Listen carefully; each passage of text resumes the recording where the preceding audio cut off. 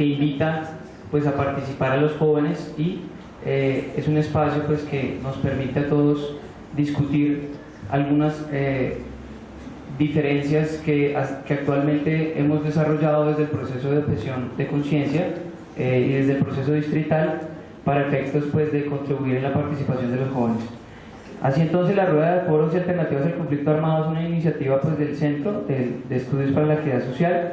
Aquí lo que pretendemos es promover la participación de los jóvenes y fomentar el debate en distintos espacios académicos alrededor de la coyuntura de las políticas de conflicto y posconflicto, con el objetivo de identificar y construir alternativas al servicio militar obligatorio y al conflicto armado en Colombia. El objetivo, conformar este espacio de discusión académica sobre las alternativas al servicio militar obligatorio, la objeción de conciencia y la justicia transicional en Colombia, en el que se promueva pues la participación de todos ustedes. Es para nosotros importante en este evento que ustedes al finalizar las ponencias participen de manera activa. ¿Cuál es el contexto? ¿Por qué están aquí ustedes sentados? ¿Por qué hemos querido invitarlos a participar? La sentencia C-728 de 2009 de la Corte Constitucional Colombiana marca el primer triunfo legal en las luchas de reivindicación política de los objetores de conciencia al servicio militar obligatorio en Colombia. Con las sentencias 879 de 2012 y T-018 de 2012, que elevaron la objeción de conciencia a la categoría de derecho fundamental, se planteó un debate para los objetores de conciencia quienes han adoptado nuevas estrategias para defender posturas frente a la política militar del Estado. En medio de este movimiento que reclama alternativas frente a la reivindicación obligatoria de los jóvenes en las Fuerzas Armadas y el conflicto armado, se ha desarrollado otro movimiento dentro del Estado que pretende contribuir a la construcción de la paz en Colombia. Principalmente este esfuerzo se ha llevado a cabo en el marco de la aprobación e implementación de la Ley 1448 de víctimas y la restitución de tierras, la reforma a la Ley 975, más conocida como Ley de Justicia y Paz, y las negociaciones de paz con las FARC en La Habana. El encuentro de estos movimientos en la agenda política de Colombia demanda la aparición de un debate que enfrente y haga presente las contradicciones y enfrentamientos en las que actualmente se ubican. Desde esta perspectiva, el Centro de Estudios para la Equidad Social pretende crear un espacio de debate sobre las relaciones que se desatan entre un movimiento político que pretende defender el derecho individual a la objeción de conciencia frente a la política militar del Estado y un proceso de paz y de justicia transicional que se ha llevado a cabo sin ningún tipo de tregua o cese de acciones militares. Ese espacio de debate apuntará a reunir a distintos actores sociales que han tenido como suerte un protagonismo en el movimiento por el reconocimiento de la objeción de conciencia, a un grupo de académicos que han abordado las dinámicas y políticas del conflicto y la paz en Colombia y a distintos grupos de jóvenes universitarios y de distintas instituciones educativas de educación secundaria. Con esta idea pretendemos desarrollar un foro que explore las implicaciones que no son evidentes en la relación entre la coyuntura de justicia transicional, las políticas de conflicto y posconflicto, las negociaciones de paz en el país y el movimiento a favor de la objeción de conciencia. En última medida, este foro pretende explorar las formas en que la objeción de conciencia como derecho fundamental y las consecuentes alternativas al servicio militar obligatorio se constituyen en posibles alternativas al conflicto armado construidas desde los jóvenes y, en ese mismo sentido, en alternativas de construcción de paz. A continuación, la profesora Clara Chaparro hará una breve presentación de la cátedra.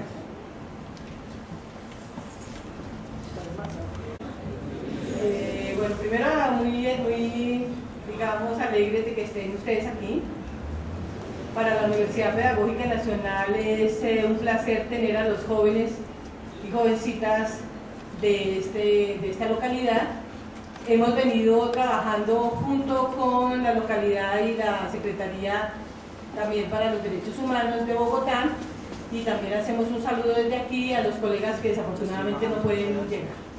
Saludamos también a las instituciones que hacen presencia hoy, que nos permiten hablar sobre un tema que normalmente no hablan los estudiantes de la Universidad Pedagógica Nacional, porque quizás no les toca directamente, les tocó hace muy poco, que es el problema y el análisis que se puede hacer desde nuestras aulas, desde nuestras familias, en relación con un tema, con una cosa que llaman ustedes el servicio militar. Claro, solamente las mamás, los papás y la familia piensan eso cuando se tienen jóvenes entre las edades que ustedes saben, 16, 17 años o 15 a veces, que están egresando del nivel de básica secundaria en Colombia. Y ahí es donde aparece el problema. De resto, la sociedad civil, los papás, las mamás, pues nadie se entera de que ese es un problema. Para nosotros como formadores de formadores, es decir, de formadores, de profesores futuros, sí es un problema que persiste. Y es que muchos de los estudiantes de estratos digamos económicamente más bajos, como los llamamos aquí en Colombia, les toca presentar un servicio militar que se llama obligatorio, aun cuando sus principios de vida sean absolutamente pacifistas, aun cuando odiemos la guerra, aun cuando no nos gusten las armas, aun cuando nos deprimimos con la muerte. Y ese es un problema de toda la sociedad. Sin embargo, lo sentimos más en estos momentos cuando nos toca presentarnos al servicio militar. ¿Hay opciones?, preguntan los niños y las niñas en 10º y en 11. Le preguntan a los profesores, les preguntan a las mamás, les preguntan a los papás, les preguntan a los rectores de los colegios, y los rectores dicen no hay opción, porque desconocen la ley, porque desconocemos que Colombia es un estado social de derecho. Y eso es un problema. La ignorancia hace que muchos de los jóvenes, que por sus principios de vida, por sus principios religiosos, por un principio de ética y de estética de vida, les toca hacer un servicio militar obligatorio. Entonces hoy la Universidad Pedagógica abre con ustedes este diálogo que nos permite entendernos en las querencias de cada uno de nosotros, en lo que quieren ustedes como jóvenes de este país en relación a este tema que se llama objeción de conciencia. ¿Qué es la objeción de conciencia? Yo les preguntaba ayer a unos estudiantes de 7º y 8º semestre de mi Universidad Pedagógica Nacional. Ellos decían, no, yo no me acuerdo, ese tema no lo hemos visto, como si fuera un tema. No, es que ese no es un tema. Eso es un conocimiento que solo pasa en un momento, como en el 2º semestre, en el grado 11. Y se pierde. Entonces creo que pues tenemos aquí estudiantes de varios colegios distritales, de varios colegios también privados de Bogotá, que viven el problema y que lo van a vivir prontamente el próximo año o en este 2º semestre. Por eso, bienvenida a la discusión. También hacemos un saludo al Magisterio de Bogotá. Sentimos que pues algunos de ellos querían entrar acá, pero están en paro. Ustedes saben, ayer FECODE anunció un paro magisterial, que ayer fue muy tímido, decimos algunos, porque pues el partido de fútbol y Colombia. Entonces hoy arranca un poquito más el paro. Los compañeros maestros de la AE y de FECODE llaman y dicen no poder traer a sus jóvenes porque ellos están en un pliego de peticiones que consideran justo y sobre el cual pues ellos están haciendo unas acciones que se llaman paro, es decir, no clase, es decir, no convocaron a los estudiantes. Y agradecemos a los estudiantes de los colegios distritales que a modus propio vinieron a escuchar y ojalá a preguntar sobre las acciones posibles a esto que es el servicio militar. Bienvenidos y muchas gracias.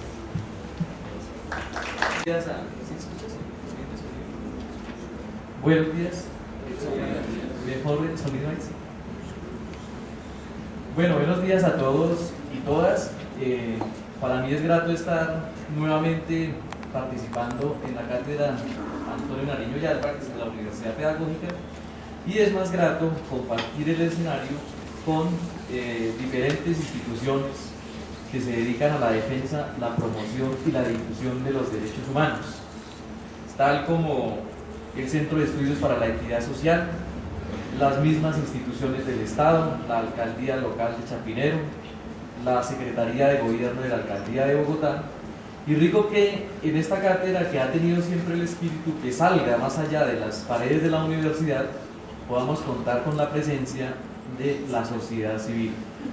La sociedad civil que se representan los estudiantes de las diferentes instituciones, no solo de la localidad de Chapinero, sino creo que hay de varias otras localidades, y que precisamente en ese orden de ideas, esa es digamos, la forma como la universidad y como las diferentes instituciones se organizan para generar lo que hablaba el profesor Héctor cuando exponía de la situación de conocer el Estado social de derecho y de generar nuevas condiciones y circunstancias para seguir fortaleciendo ese Estado social de derecho.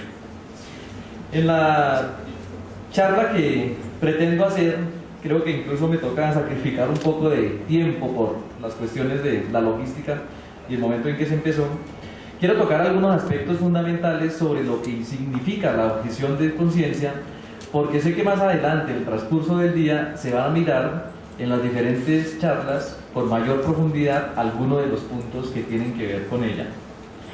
Para mirar y para poner en contexto el tema de la libertad de conciencia y el reconocimiento de la libertad de conciencia como un derecho fundamental, relativamente es muy nuevo en el contexto colombiano. Tan solo en el año 2009, con la sentencia 728, se consagró o se consideró para la nación colombiana la libertad la objeción de conciencia y la libertad de conciencia como un derecho fundamental.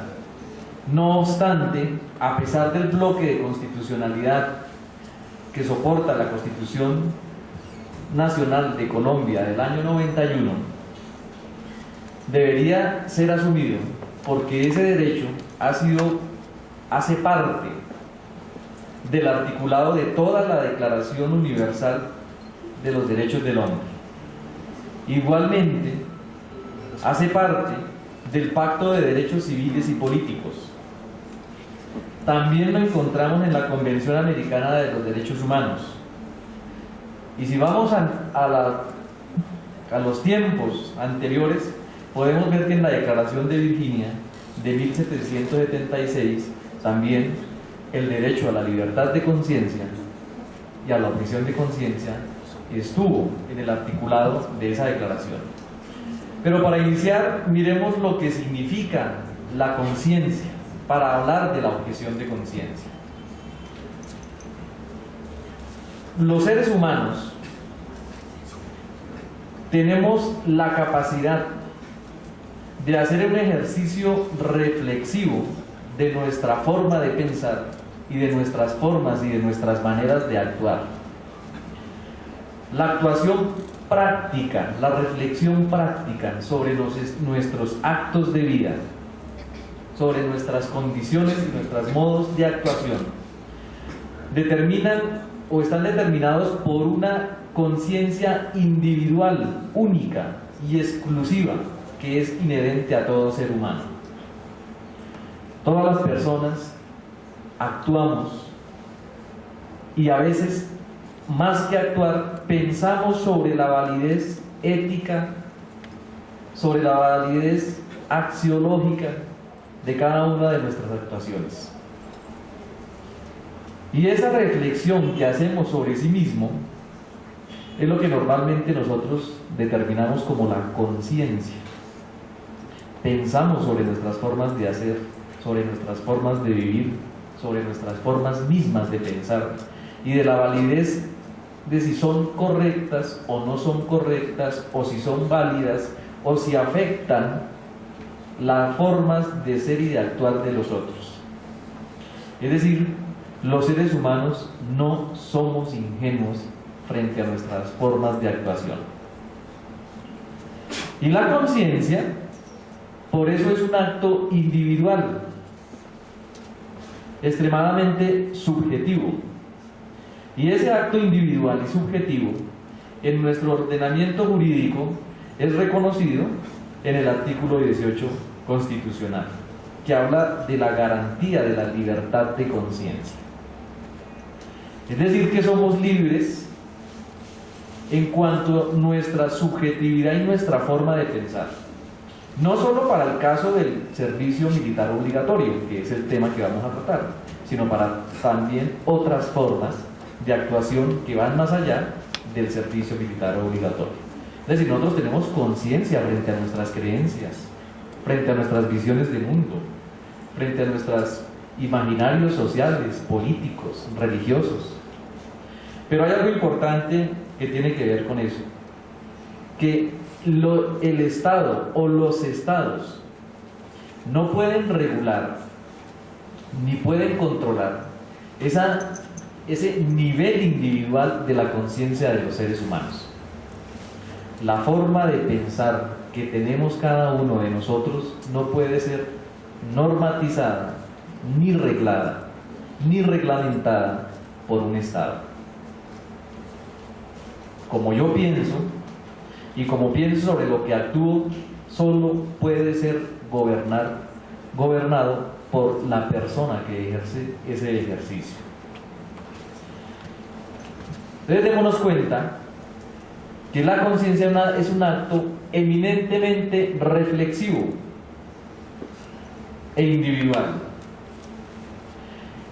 Y por tanto, cuando vamos a hablar o vamos a referirnos a ese concepto de la objeción de conciencia, tenemos que entender que la objeción de conciencia no es más que una posibilidad de actuar, y de actuar de una manera determinada. Nosotros objetamos conciencia normalmente frente a una norma, frente a una ley, cuando esa ley la consideramos que va en contra de mis principios racionales, de mis creencias, de mis motivaciones personales, que atenta contra mi forma de pensar frente a una determinada situación. Y ahí vamos a tener un conflicto enorme. Anteriormente les decía, démonos cuenta que ningún Estado puede gobernar sobre la forma como usted piensa y como la forma como usted determina su conciencia. Eso es propio de la individualidad y de la subjetividad de cada uno. Pero el Estado impone normas, hace una apuesta para regular la vida social, la vida de la gente, la vida de día por día, y lo norma a partir de una serie de reglamentaciones, la Constitución Nacional, las leyes, los decretos y toda norma que puede suceder. Pero cuando yo actúo como objetor de conciencia es porque reconozco que en la norma que debo cumplir, esa norma atenta y va en contra mi expresión individual de pensamiento. Y lo hago desde un punto de vista racional, normativo. En el caso del servicio militar obligatorio, démonos cuenta que el Estado nos impone presentarnos para definir nuestra situación militar en una edad determinada. Y esa norma puede ir en contra de mis convicciones éticas, políticas, morales, religiosas o culturales. Y es lo que normalmente determinamos como objeción de conciencia. Y en ese sentido podemos decir, esa norma es una forma de objeción de conciencia parcial, porque nos oponemos a una norma. Pero podríamos ir mucho más allá de oponernos a una norma. Nuestra racionalidad podría decir que vamos a imponernos no solo a esa norma, sino a todo un sistema jurídico de normatividad.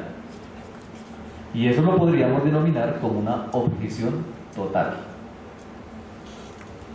Ahora bien, ¿cuál es el fenómeno o el conflicto que ven los estados frente a los objetores de conciencia? Los estados tratan o tienden a hacer dos cosas básicas. Lo primero, a cohesionar y a integrar su sociedad. Y la cohesionan y la integran a través de varios medios, de varios dispositivos, de varios mecanismos. Entre uno de ellos es donde ustedes viven, casi que en mayor parte de su tiempo, la escuela. La escuela se hizo para integrar al hombre a la sociedad, para fortalecer el Estado. Y la otra es las instituciones, y dentro de las instituciones, las que hacen y legislan, o sea, esa rama y ese poder legislativo. En ese sentido, podemos mirar que la objeción de conciencia puede ser vista como la forma de optar por una conducta que puede uno considerar recta, pero que es contraria a los fines y a los intereses del Estado. Porque si bien el Estado quiere cohesionar a la ciudadanía, el Estado no puede gobernar sobre mi situación individual. O sea que yo iría en contra de toda la reglamentación estatal cuando soy objetor de conciencia, tanto en el caso de la objeción total o de la objeción individual. Y allí se crea un debate y una tensión bastante fuerte, por varias razones. La primera, aunque vaya en contra de la normatividad del Estado, el objetor de conciencia o el hecho de la objeción de conciencia no se puede considerar como un delito. Yo no estoy de acuerdo con el Estado. Yo tengo la capacidad de oponerme por mis convicciones éticas, morales e ideológicas a la normatividad del Estado, pero no quiere decir que por eso esa acción sea punible, que sea delictiva. Y eso es algo muy importante que deben tener los jóvenes cuando en el caso del servicio militar obligatorio, que los pone en la condición de cumplir con una norma frente al Estado, como es la de definir su situación militar, pueden objetar, porque de pronto sus convicciones los avalan, les da el aval individual sobre su reflexión y sus condiciones propias para oponerse a esa norma, y no por ello pueden ser considerados como delincuentes. La objeción es individual, es pública, es racional y es una posición loable para la sociedad, porque no se cree en la organización de un estamento que va y que está creado para la defensa y para la violencia y para la guerra, como pueden ser las Fuerzas Armadas. Por el contrario, un delito es totalmente opuesto a eso. ¿Por qué no es un delito? Porque el delito es privado. El delincuente actúa privadamente. El delincuente actúa clandestinamente. Él conoce la ley, pero no se opone con racionalidad a la norma, a la ley. Sabe que va a infringir la ley, pero lo hace con otros fines, con fines no loables. El delincuente sabe que va a hacer un daño colectivo, que va a perjudicar a otra persona, que va a ser un prejuicio para la sociedad. El objetor de conciencia, todo lo contrario, sabe que su acción es individual, pero que tiene un fin loable, no le gusta la violencia, defiende su estado natural y sus convicciones individuales. En ese sentido, la objeción de conciencia Temen los estados a la objeción de conciencia porque normalmente motiva lo que nosotros reconocemos como la obediencia. Los estados nos forman para ser obedientes, crean instituciones para que nosotros seamos obedientes a esas instituciones, crean mecanismos de control para que nosotros mantengamos esa obediencia dentro del estado. Es más, la escuela forma para la obediencia. A las empresas les interesa que nosotros seamos obedientes, a las instituciones igual. Pero cuando aparece el objetor de conciencia, démonos cuenta que el objetor de conciencia le puede decir: yo puedo desobedecer la norma y lo hago racionalmente, lo hago por convicciones políticas o ideológicas, éticas, etc. Entonces, en ese orden de estado de ideas, ese concepto de la obediencia, que es un pilar de la conformación de los estados, se disuelve, se altera, se le crean rupturas, y eso no le conviene a ningún estado. Por eso los objetores de conciencia normalmente son perseguidos,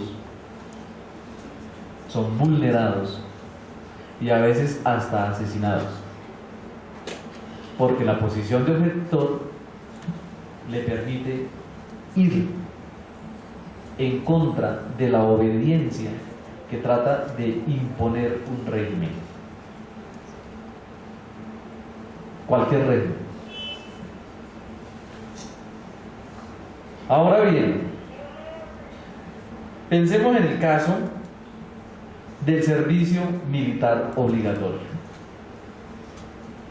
En el caso y en el contexto colombiano, el tema de la prestación de servicio militar obligatorio es un tema que realmente ha sido poco discutido, poco debatido, porque la ciudadanía no tiene la información suficiente para atender ese debate. Si nosotros miramos el marco constitucional, la Constitución básicamente lo que configura la Constitución es un estatuto para la paz de la nación. Es decir, la paz es obligatoriedad en el desarrollo normativo que impone la Constitución. Y en un Estado social de derecho, como lo mencionaba la profesora Clara Chaparro, el Estado nacional debe garantizar la materialización de todos los derechos fundamentales de las personas, nacidas o no nacidas en el país. Pero resulta que en el ordenamiento constitucional no solo aparecen cobijados el tema de los derechos, sino que también la Constitución determina ciertos deberes que la ciudadanía debe cumplir. ¿Saben? En la Constitución vamos a encontrar siempre la línea de los derechos, pero también la línea de los deberes. Y están contenidos allí, en el marco constitucional. ¿Por qué de los derechos? Porque estamos en unos estados que buscan garantizar las libertades individuales, las libertades colectivas. Pero como decíamos, los estados les gusta la obediencia, tenemos unos deberes que cumplir, supuestamente, para vivir en la armonía de lo que implica en el estado como tal. Yo les mencionaba el artículo número 18 de la Constitución Nacional, que da cuenta de la garantía de la libertad de conciencia. Voy a leer ese artículo, voy a permitírmelo leer para mirar lo que se desarrolla allí. Artículo 18 de la Constitución Política de Colombia nos dice: se garantiza la libertad de conciencia. Nadie será molestado por razón de sus convicciones o creencias, ni compelido a revelarlas, ni obligado a actuar contra su conciencia. O sea que en el marco jurídico colombiano, demos cuenta que en el artículo 18 nos garantiza nuestra libertad de conciencia. Pero la misma Constitución va a decirnos lo contrario. cuando nos impone un deber, cuando nos marca un deber, cuando nos va a decir otras formas de actuar. Y en el artículo 216 nos van a hablar de ese deber y que está ligado justo al tema que nos interesa, que es el tema del servicio militar obligatorio. Yo me permito leer el artículo 216 de la Constitución Nacional.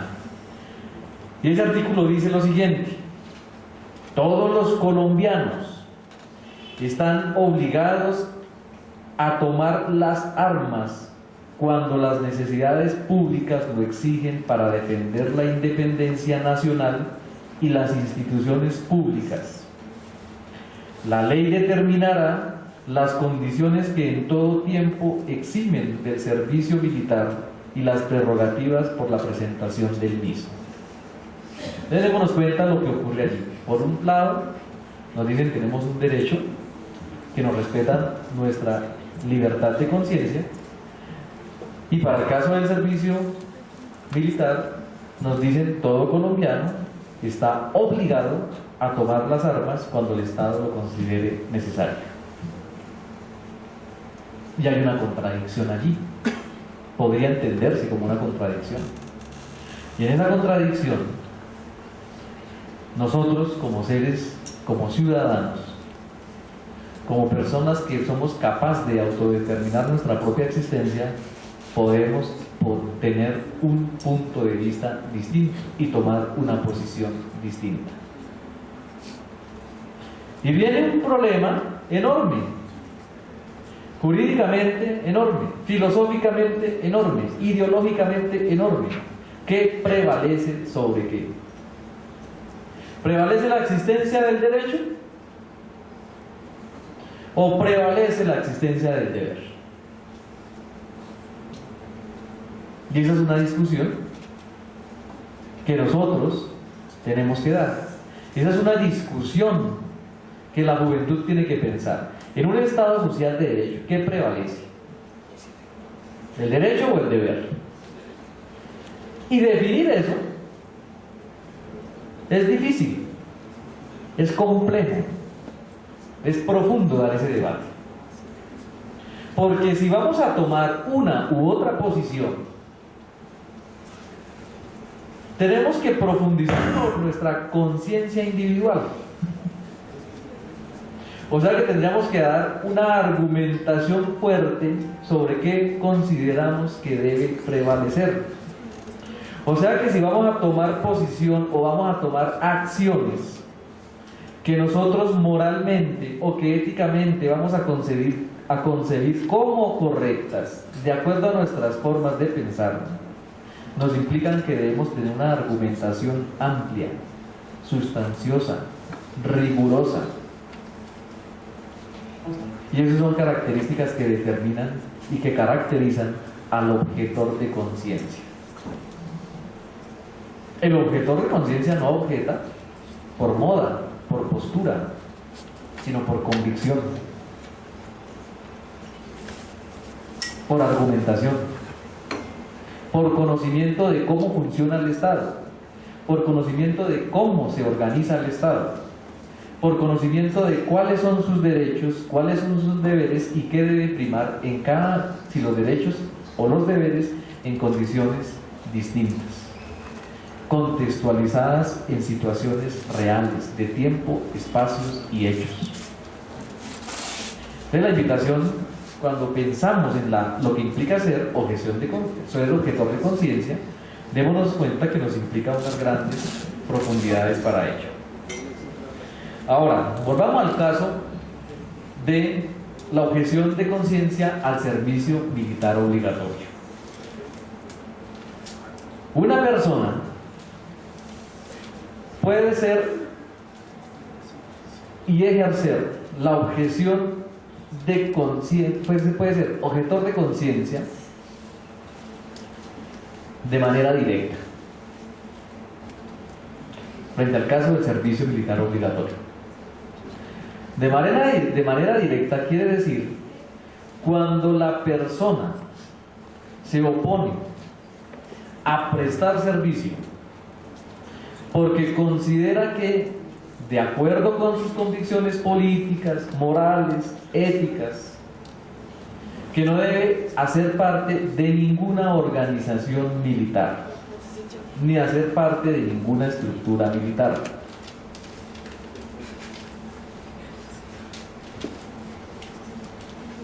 Que sus modos de actuación se alejan y son antagónicas a ser miembro de una organización militar. Y esa es una forma o la manera de reconocer la objeción de conciencia al servicio militar obligatorio. Pero también lo puede hacer de manera indirecta. Hay personas que financian la participación y la vida activa de los militares o de las Fuerzas Armadas. Yo no presto servicio, pero financio la cuestión. Y ahí vamos a ver que el tema de la objeción de conciencia va a tomar otros niveles, otro tipo de nivel distinto para mirar la relación del tema de objeción de conciencia. Ahora, vamos a mirar algunos de los antecedentes que han generado la objeción de conciencia. Normalmente hay tres grandes vertientes para mirar la objeción de conciencia, que dieron origen al tema de la objeción de conciencia. Primero, es tener una conciencia antimilitarista. Hay estados militaristas. No porque su régimen político sea dictatorial. Pueden ser incluso regímenes políticos democráticos, pero donde se considera que la fuerza, que el uso de las armas, cada vez que sea necesario utilizarlo para mantener el orden estatal, se aplica. Un estado militarista. Y que se puede aplicar mecanismos de control no solo con las Fuerzas Armadas, sino con el régimen que imponen otro tipo de instituciones. Una dimensión antimilitarista determina todo lo contrario, que el orden social del Estado no necesariamente se debe acudir a la fuerza, sino a formas argumentativas de discusión, básicamente de una lucha argumentativa para tomar las decisiones del país o de la nación. Y a eso le apuestan los objetores de conciencia. Otra de las vertientes tienen que ver con la no violencia. Yo creo que todos los que estamos aquí conocemos los casos, por ejemplo, de Martin Luther King o de Gandhi. Fueron unos grandes promotores del discurso de la no violencia. Y ese discurso de la no violencia propone tres elementos básicos. El primero, yo puedo o necesito transformarme a sí mismo si quiero transformar la sociedad. O sea que cuando creo en que la no violencia o el no ser violento o no admitir ninguna situación de la violencia, tengo que ser convencido de eso para poder tratar de transformar la sociedad. Y en ese sentido puedo tener ese margen y ese régimen y el pensar de la no violencia de esa manera.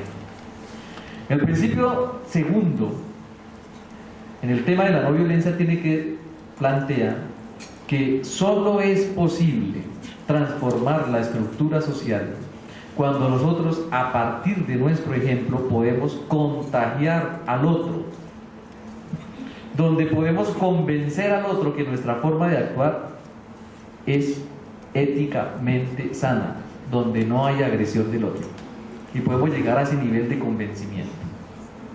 Y eso nos llevaría a un tercer principio, y ese principio plantea que la no violencia tiende a transformar las estructuras definitivas de un Estado, de una organización. Y se puede hacer de una manera donde la guerra no tiene espacio, sino a partir de la racionalidad y de la argumentación y del diálogo. Una tercera forma que dio origen a la no violencia fue esa condición de la insumisión que tienen los ciudadanos de cualquier estado. Es decir, de no ser sumisos frente a la normatividad que impone el Estado. Es decir, podríamos mirar que esa sería una forma de objeción total, donde consideramos que la normatividad del Estado al cual pertenecemos no garantiza las formas de desarrollo de la individualidad y de la expresión individual que tenemos cada uno sobre nuestras actuaciones. O sea que es la máxima expresión de ir en contra de organizaciones soportadas por regímenes que controlan y que imponen el control sobre la sociedad. Por razones de tiempo quiero referirme a lo siguiente, ya que estamos hablando de la objeción de conciencia en el contexto de una institución que forma educadores y que tiene que ver con la escuela. En la sociedad moderna, la escuela ha tenido dos fines, les decía anteriormente. Uno, la integración, otro, la formación. Se integra el país allí. Pero resulta que la escuela es excluyente. Cuando se crean los estados crean y se fortalecen a partir de la exclusión. Creemos un estado donde tratemos de pensar o donde ser homogéneos casi todos. Entonces, impongamos una sola lengua. Las demás lenguas, excluyámoslas. Y la escuela promueve eso. Impongamos una sola religión. Esta religión es la que nos gusta y las demás, quitémoslas. Y la escuela estatal promueve eso.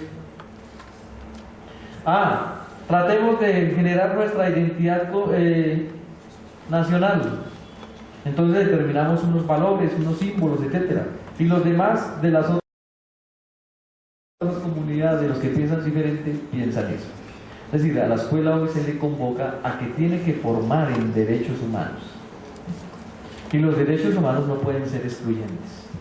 Son derechos de todos los seres humanos.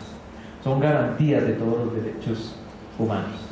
Entonces, cuando vamos a hablar del tema de objeción de conciencia, la idea final, por razones de tiempo, nos están diciendo la escuela debe pensar en la formación y fortalecer la subjetividad de todo aquel que atraviesa el sistema educativo. Y al fortalecer la subjetividad de cada individuo que atraviesa por el sistema educativo, quiere decir que debe reivindicar su forma de pensar, es decir, profundizar la capacidad del individuo para que haga uso de su propia conciencia. Y si él decide objetar o no la norma en el contexto que vive, ya será resultado del producto del cambio de la visión del mundo que determina la escuela. Entonces lo dejo ahí, muchas gracias y espero que